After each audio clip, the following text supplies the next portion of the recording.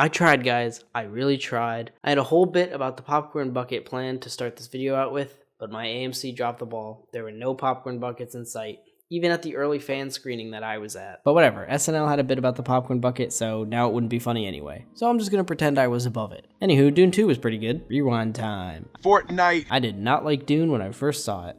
I will expose myself as a now reformed Timothée Chalamet hater. I just didn't think he had the sauce. My genre of dream is sports star. Swish. Okay. But as opinions tend to do, mine changed a lot. The things I look for in movies changed, and when I watched it again to reevaluate, sure enough, I really liked it. A big part of this is that I actually read the book. Yep, you heard that right. It was a super easy read, and I didn't even need to have Wikipedia open at the same time. But after reading the book, a lot of what washed over me the first time, feeling like impenetrable lore, was now easily understood and appreciated. I don't think you have to have read Dune to like the movies, but it certainly helped me. But after reading the book, rewatching, and now appreciating the movie, and even checking out David Lynch's film just to prove I'm a real fan.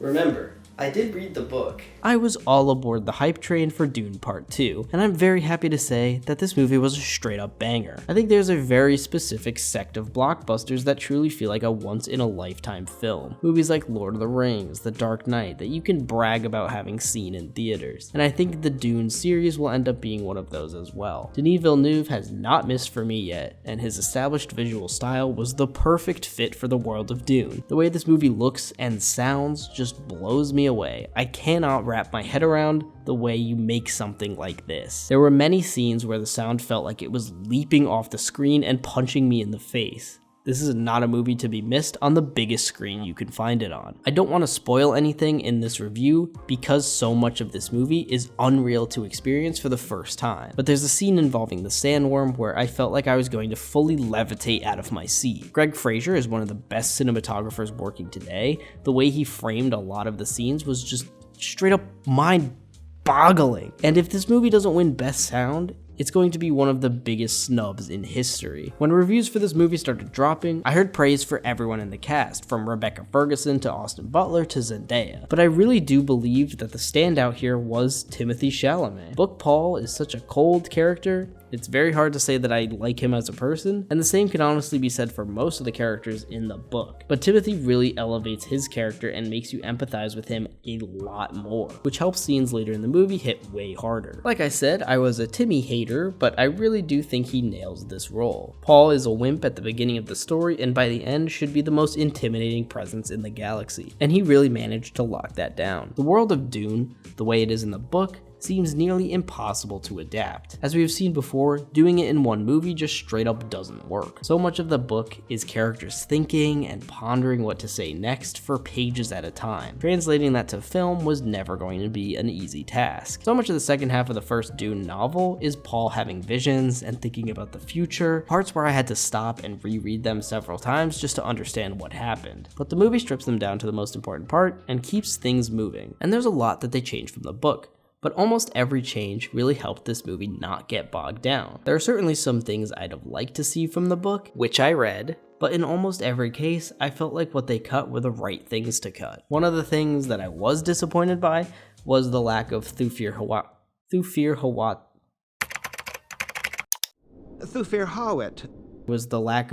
Hawat's character. I loved his role in the book. It was one of my favorite parts, but the movies really don't do much with him at all. While I'd have liked to see his storyline, I can also understand why it was one of the first things on the chopping block. One of the bigger changes was the character of Chani, whose resolution is almost entirely different. For a character who isn't in the book that much, it's astonishing what they're able to achieve with her character while remaining spiritually in line with what the original story had in mind. There are very few mainstream blockbusters that tackle themes as complicated as this movie. The ending leaves you with a lot to think about. It's not that anything that happens is unexpected, but the emotions behind the actions recontextualize everything. I'm not some academic who knows about all the inner workings of the original novel. I'm a guy who likes a good movie, and I like when these big movies have characters with complicated actions that I don't always agree with. It does not shy away from criticism. It is very overt with all of its themes. but it never compromises any of the characters to do so. I think everyone in this movie acts so successfully that even when bad things are being done by them,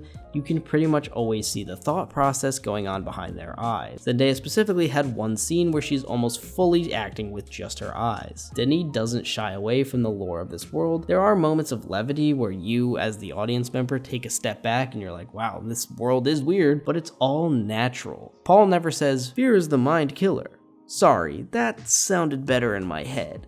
The world is immersive. It is not trying to be likable to people who don't like Dune. It's not dumbing it down. This is a world with Alaskan bullworms and dudes named Duncan Idaho, and the audience just has to deal with it. One of my biggest pet peeves of all time is recent blockbusters' tendency to wink at the camera and go, well, this is a bit silly, isn't it? What was your name again? Dr. Otto Octavius. If you're bringing me into a world, bring me there. There's a recent phenomenon with shows and movies where they'll have these crazy fictional worlds, but they don't feel real. They feel like the world only started existing when the camera started rolling. Avatar, Blue People Avatar that is, though I guess the cartoon Avatar also applies here. You get the sense that these worlds have existed for a long time and have a rich history, and we're just scratching the surface with the little bit that we're shown during the story. I was really wowed by this. I just was. I am Dune-Pilled. I started out as a guy who thought that Dune was boring and lame, and now I'm a guy who thinks that Dune is boring but cool. But if you're like me, you tried Dune out once and you didn't get it, I say give it another shot. Turn your phone off, watch it on a good TV, or read the book, like I did. There's a lot of fascinating lore and history in the series, and if you're a person who likes good world building, there are very few better examples. But what did you think of Dune Part 2? Do you think it's better than Part 1? And if you have seen it, what was it that you liked or disliked about it? I'd love to know. This is a really interesting franchise that's kind of complicated, so please let me know down in the comments. I read the book!